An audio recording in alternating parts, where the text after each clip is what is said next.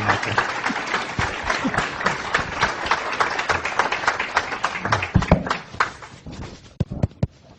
Hello? Hello? There we go.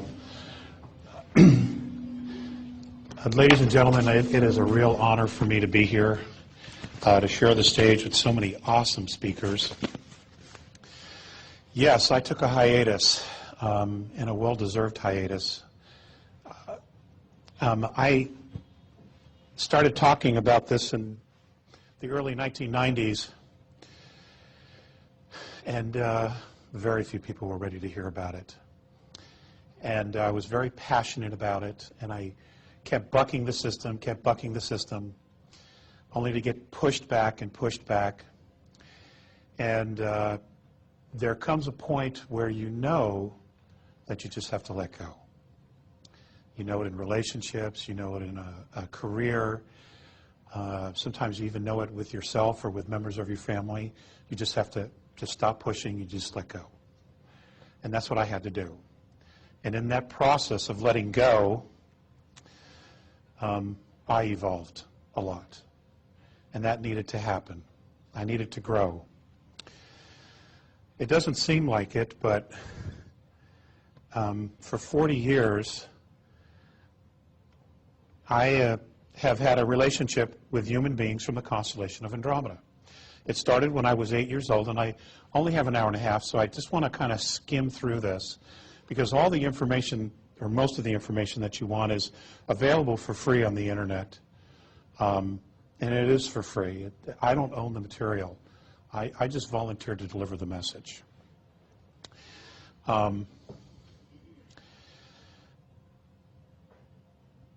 They're an incredible race. Now, they're not gods, okay? In the metaphysical community, in the UFO community, the New Age community, it's dangerous to worship your myths and your idols, because when you do that, you don't necessarily see their faults. And everybody has faults. They are a fifth-dimensional race. They are technologically 10,000 years more advanced than us, and spiritually probably closer to 50,000. But they still have their own issues, okay, with their own society. They're still evolving. They're still trying to make their way and find out what is the path. And each one of them has their own path because they're individuals, just like we are.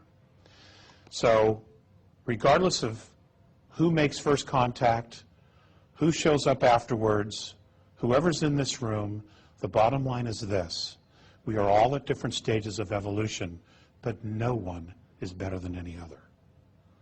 All right? No one is. And don't ever accept that.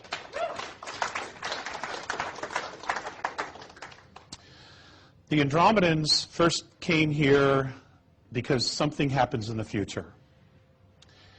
And there's a very negative imbalance that occurs in their future. And in tracing it back, they traced it back to our solar system. I don't know if that is still a probability now. We are getting all kinds of help and intervention from many different races. And the reason for that is fascinating, to be perfectly honest with you. And it's probably going to take a little while for it to sit with you, but it's important that I do the best that I can to share this. It is the Andromedan perspective that all of us on this planet are genetic royalty. That inside each one of us, we hold the combined DNA of 22 different extraterrestrial races. Now, all of the speakers have touched upon some of these things over the weekend, and I've sat in the audience with you, and bells would go off all the time. Dr. Cremo made reference to, here's physicality, but something brings it to life. Something creates the DNA.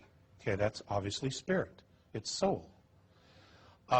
David Wilcock talked about the same thing, of spirit, higher dimensional realms, higher entities coming in and creating a template over life.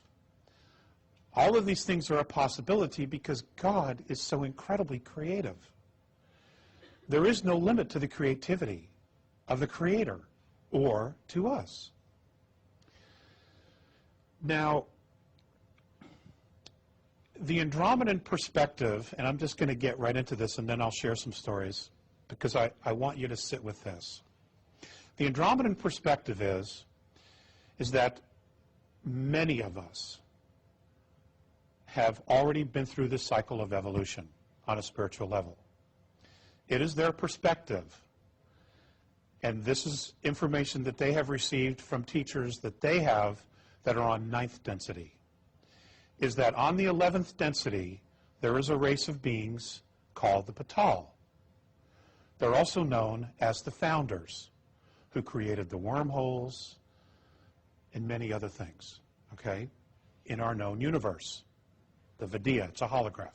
Those who created our holograph, the original ones who created our holograph. Apparently, the spiritual evolution of our universe got stuck. Somehow it got stuck. And it was interesting that David Wilcock talked about that last night as well. It is their perspective that this group of Patal left eternity to fall back into the concept of time. And that many civilizations, approximately 21 civilizations, in 3rd density, which are going through the same process we're going through, Patal are on all of those planets. Okay? So now you have highly spiritually evolved beings who came in to time, choosing to forget who they were, stepping into genetic royalty physicality. Now, within that physicality and that genetic makeup that we also have the racial memories of these races. Now, that's profound, because when you take a look at the idea that many of these different races come from completely different environments, completely different living habitats and ecosystems, which we'll talk about, there truly is absolutely no limit to what we are and what we can do. The question no longer is, and I agree absolutely 100% with Paula on this, it isn't, are we alone? That question's done. The question is, what do we want? That's the question. Who do you want to be? It's not who you were, who do you want to be? What do you want? In what direction do you want to create? What do you want to create? Do we create it together, or do we stand as individuals? That's really where humanity is. We're going to get all the help in the world, but they are not going to do the work for us. They're just not. They can't. We will never permanently, spiritually evolve 3rd density into 4th and to 5th if they do the work for us. And that does not mean, and that literally means, not everybody's going to graduate on this planet. Okay? But that's okay. We're all soul. We're all spirit. People start over all the time. Okay? The idea here is